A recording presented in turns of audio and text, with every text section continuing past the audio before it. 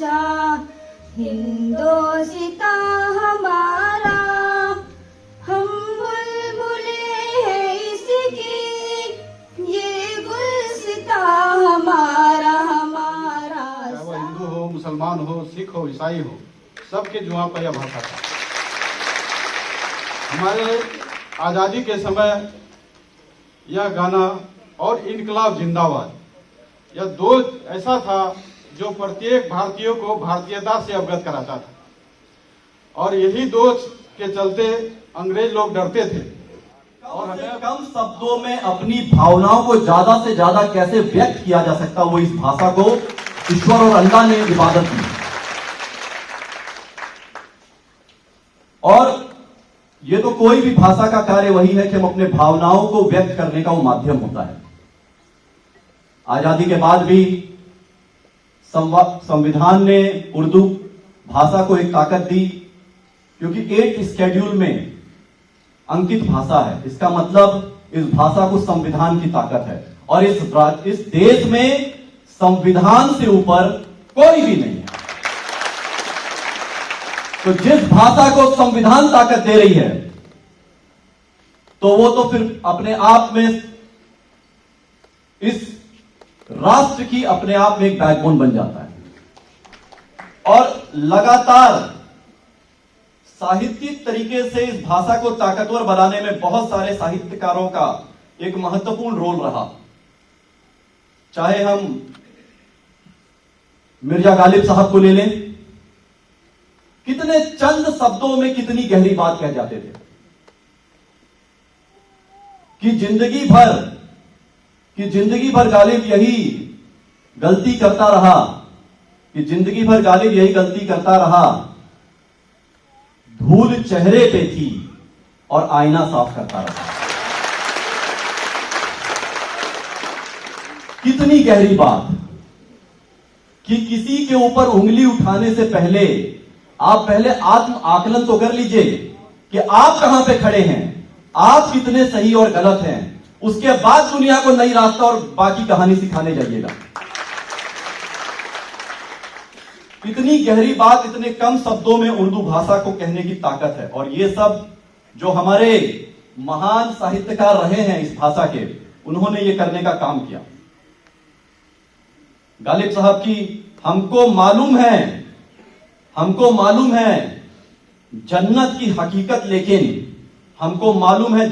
हकीकत, लेकिन दिल को खुश रखने को गालिब ये ख्याल भी अच्छा है।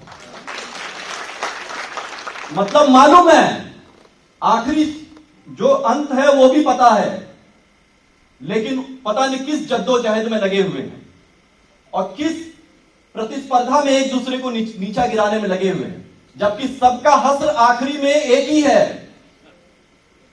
कोई अलग नहीं जाने वाला है। धरती से जब ऊपर उठेगा, शरीर पे एक कपड़ा भी नहीं रहने वाला है। उसके बाद भी दो भाई आपस में एक छोटी सी जमीन के टुकड़े में दुश्मन बने रहते हैं। दो पड़ोसी एक छोटी सी चीज के लिए एक दूसरे के जान के दुश्मन बने रहते हैं। तो ये कितनी गहरी बात है जो ये भाषा हमको चंद शब्दों में सिखा रही है। लगातार ऐसे एक से एक साहित्यकार आते गए। इनमें से एक है फिराक गोरखपुरी जी। आए थे हंसते खेलते। फिर साहिर लुधियानवी जी, वो अफसाना जिसे अंजाम तक लाना ना हो मुमकिन, उसे एक खूबसूरत मोड़ देकर छोड़ना अच्छा है। जबरदस्ती किसी चीज को पकड़ के नहीं रखना है, प्रयास करना है। एक स्पोर्ट्समैन स्पिरिट सिखा रहा है कि हम कोई भी प्रयास कर रहे हैं तो या तो जीत रहे हैं या उससे सीख रहे हैं, हार नहीं रहे हैं। तो अगर कोई चीज एक लेवल तक हासिल नहीं हो रही तो उसको एक खूबसूरत मुकाम पे छोड़ देना, उसके पीछे जीवन नहीं बर्बाद करना है। कितनी गहरी बात सिखा के जा रहा है। तो ये साहित्यिक लोगों ने इस भाषा को बहुत ताकत दी किसी भी वजह से। और कोई बड़ी बात नहीं है कि यहां बैठी हुई एक बेटी या यहां बैठा हुआ एक बेटा कल दिन सहरसा का जिला पदाधिकारी के रूप में आपके समय एक उर्दू सेमिनार में खड़े होकर आपको बात बोल रहा होगा।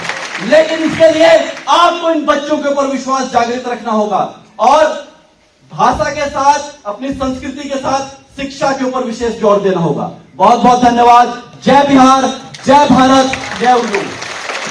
जिला प्रशासन के द्वारा फरोगे उर्दू सेमिनार का आयोजन किया गया है, क्या उद्देश्य है इसका?